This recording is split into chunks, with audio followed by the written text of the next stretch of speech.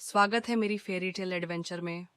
Golden Grove के घने जंगलों के बीच, जहाँ केले के पेड़ ऊंचे खड़े थे और उनके फल सूरज की रोशनी में पिघले सोने जैसे चमकते थे, बनाना किंगडम पर एक भयानक संकट मंडरा रहा था। इस राजघराने ने हमेशा प्रकृति के साथ संतुलन में राज किया था। उनकी ताकत इसी जादुई धरती से जुड़ी थी। लेकिन एक काली रात महल में एक साया आ धमका, जायरा ध्रॉटविच।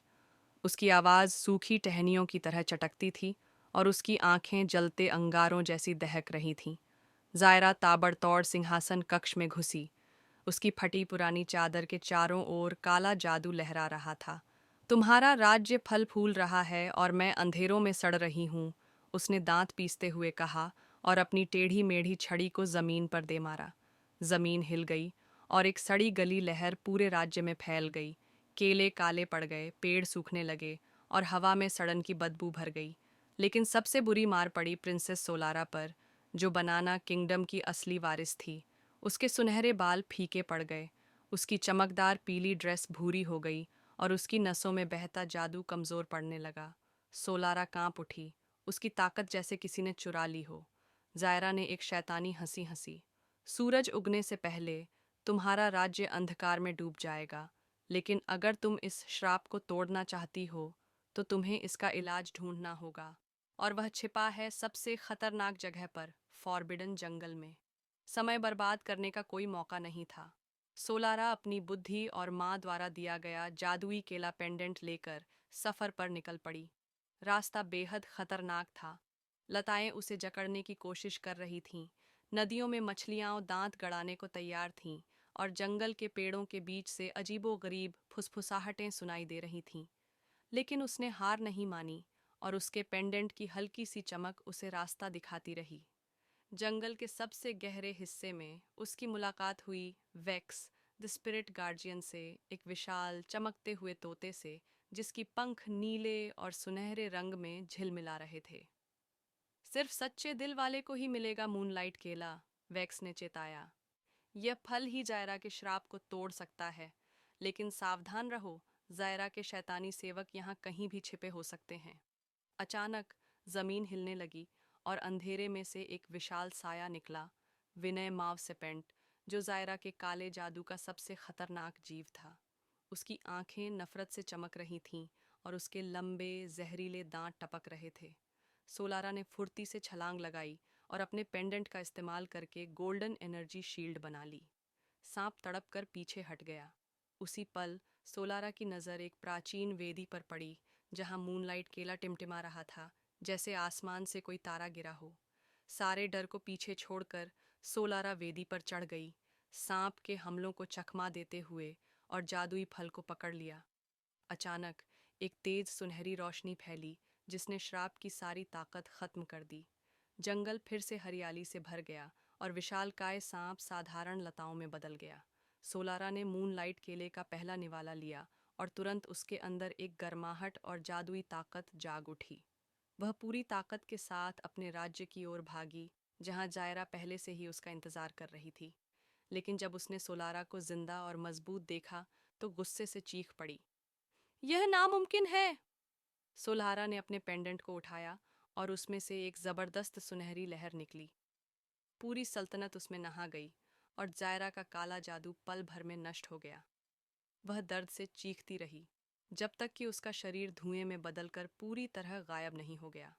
राज्य फिर से खिल उठा, पेड़ फिर से हरे भरे हो गए, हवा में पके हुए केलों की खुशबू फैल गई और लोगों ने खुशी से अपनी बहादुर राजकुमारी की जय जयकार की। जायरा हारी नहीं थी। कहीं दूर अंधेरे के बीच उसकी भयानक आवाज फिर से गूंजी, मैं वापस आऊंगी।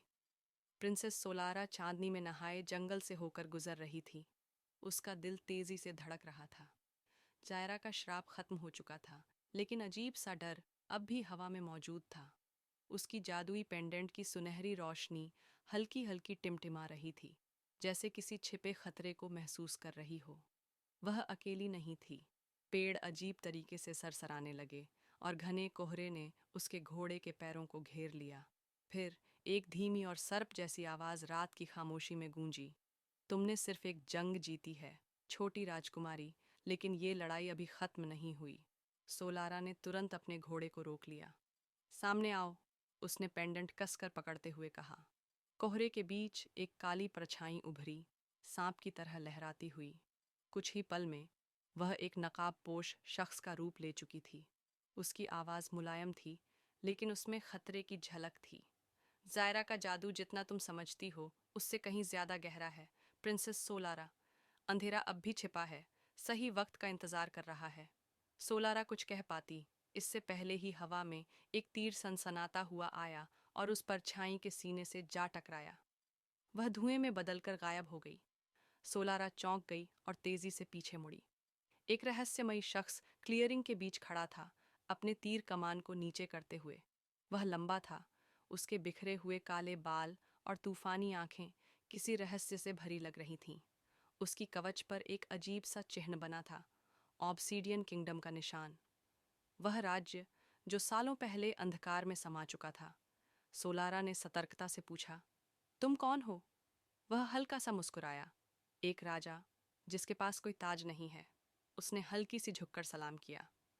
मैं हूँ प्रिंस कैल, ऑब्सीडियन किंगडम का आखिरी वारिस, और अगर तुम सच में जायरा को हराना चाहती हो तो तुम्हें मेरी मदद चाहिए होगी। सोलारा ने आंखें संकीर्ण कर लीं। और मैं तुम पर भरोसा क्यों करूं? कैल की मुस्कान गायब हो गई। क्योंकि जायरा ने सिर्फ तुम्हारे राज्य को श्राप नहीं दिया, उसने मेरा भी छीन लिया था, और अब मैं उसे वापस लेने वाला हूं। सोलारा ने उसे गौर से देखा। उसके पेंडेंट की रोशनी धीरे धीरे गर्म होने लगी। ये सच का संकेत था या कोई चेतावनी? जो भी हो, एक बात तो साफ थी, उसकी असली जंग अब शुरू होने वाली थी, और कैल के साथ ये सफ़र पहले से कहीं ज़्यादा खतरनाक होने वाला था। प्रिंसेस सोलारा महल की बालकनी पर खड़ी थी, चांदनी में नहाए अपने राज्य को निहार रही थी। ताज़े केलों की खुशबू हवा में फैली थी, फिर भी उसके दिल में एक अजीब सा बेचैनी भरा एहसास था। जायरा चली गई थी, लेकिन कब तक? अचानक एक ठंडी हवा के झोंके ने उसे सिहरने पर मजबूर कर दिया। पीछे से कदमों की आहट गूंजी। उसने मुड़कर देखा, प्रिंस कैल खड़ा था। उसकी ऑब्सीडियन आर्मर चांद की रोशनी में चमक रही थी। तुम भी इसे महसूस कर रही हो, है ना? कैल ने कहा, उसके बगल में खड़े होते हुए। सोलारा ने सिर हिलाया। जायरा का जादू पूरी तरह खत्म नहीं हुआ, वो बस छिपा हुआ है, इंतजार कर रहा है। कैल का जबड़ा कस गया। उसने पहले मेरा राज्य छीन लिया था, मैं उसके खेल समझता हूँ। अगर वो वापस आई तो पहले से भी ज्यादा ताकतवर होगी। वह रुका, फिर उसकी आंखों में झांका। हमें उसे रोकना होगा, इससे पहले कि वो फिर से हमला करे। सोलारा ने उसे ध्यान से देखा। उसकी आंखों में एक अजीब सा मेल दिखा, अंधकार भी और संकल्प भी। तो हम तैयारी करेंगे साथ में। कैल के चेहरे पर हल्की मुस्कान उभरी। लगता है बनाना किंगडम को एक नया साथी मिल गया है। हवा में धीमी हंसी की एक हल्की सरसराहट तैर गई। सोलारा को एहसास हुआ, उसकी लड़ाई खत्म नहीं हुई थी, ये तो बस शुरुआत थी।